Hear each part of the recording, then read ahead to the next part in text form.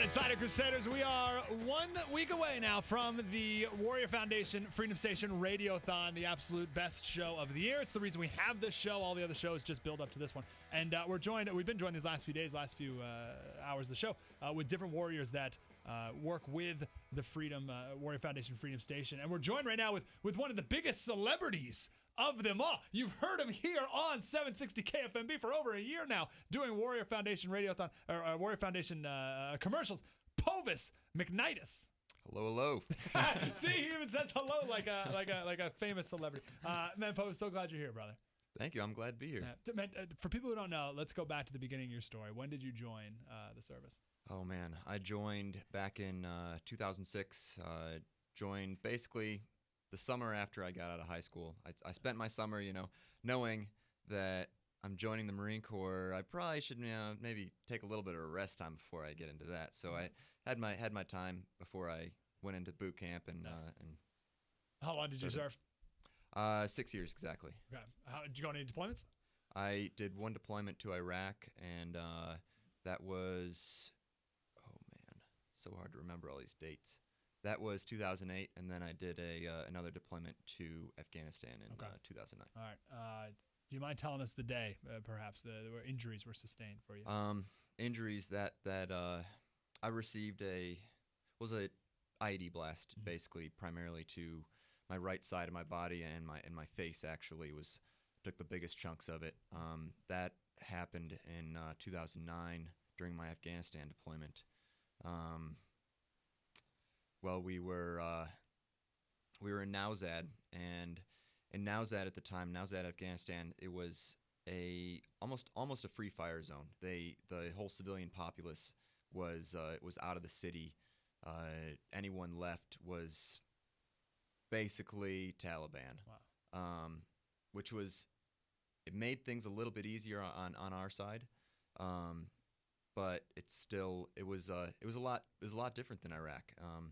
So we were, the day of my injury, we were pushing out to a part of the city that hadn't been explored since the beginning of the war. Wow. And the objective we were trying to get eyes on wasn't really visible from the position we were at, so we decided to move locations. And in doing that, the next house we went into was actually booby-trapped, which was a common thing in this town. They had so many IEDs in this town, they didn't even know where their own IEDs were. We'd be everybody in on our fob, and they would blow themselves up out in town. Wow. Yeah. And then booby-trapping houses. Were the houses empty, and they just expected you to get into it? Because there was no civilian populace, so they would actually just set IEDs out through the whole town, just hoping that they would get some Marines. What the heck? Why did you guys go in this house? We were trying to get eyes on a certain portion of the city that we thought there was a more Taliban activity, and that's why we had moved to that position. Wow. So what happened to you? Did you walk in the house? Was it something outside the house? Well, so we were about to go into the house, and the doorway going in, it was swept by our engineer, but then making entry into the house, there was a IED booby trapped in the doorway that he didn't detect. Wow. And ended up. It's I don't know, kind of tough to talk about. No, I'm with you, brother. I hear you, man. Thank you for sharing as much as you have. Where were your injuries you sustained? You said your face. You're a handsome man. I say you're famous on our radio. Well, you should be famous on the TV as well. What injuries on the face were sustained? Well, my right ear was actually hanging off, and I'm missing actually a third of my mouth on my right side. I'm sure you can see some scarring there. We got TV cameras in here right now to film this for internet. I would have no idea. Yep. How many surgeries? I don't know. As a lot of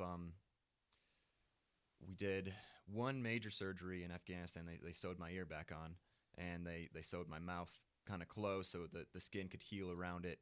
Not closed, but the areas here closed. Uh-huh. And then once getting back to Balboa, I had the plastic surgeons there look at me, and the ear, nose, and throat doctors look at me, and they ended up, I believe it was 2 surgeries. for my mouth, and I had another surgery to readjust where my ear was at. Because when they sewed it on my ear, they sewed it a little low. They just wanted it on. Yeah, So I was wearing my sunglasses. I'm going, man, my sunglasses are crooked. So they ended up moving it back into the right position and doing some reconstruction on it and forming it so it looks basically like a perfect ear. I mean, it's a miracle. I mean, that's magical that they're able to. I mean, come on, take the headphones off. Let me see both sides. That's absolutely perfect. They're slightly smaller, actually. I mean, whatever. And same thing with your mouth as well. You would never know unless you obviously pointed out. No one would ever know. That's incredible. Where did Warrior Foundation enter into your life? Well, Warrior Foundation sort of came into my life at Balboa Hospital out here in San Diego. The first time, sort of the way that James, another Marine you guys had on here, had his story was a little bit before Christmas at a formation. The ladies from Warrior Foundation come out and they kind of talk to us about they have this surprise for us in this envelope and so I opened it up. Did you have any idea what it was? No, I don't think I had any idea because I remember looking at it. I'm thinking, man, I got this postcard. What is this for? And I started reading it and I was like, oh damn! Sorry. Hey, darn, that's pretty cool. You know? So yeah. So it's a flight home. It's a flight home. Yeah.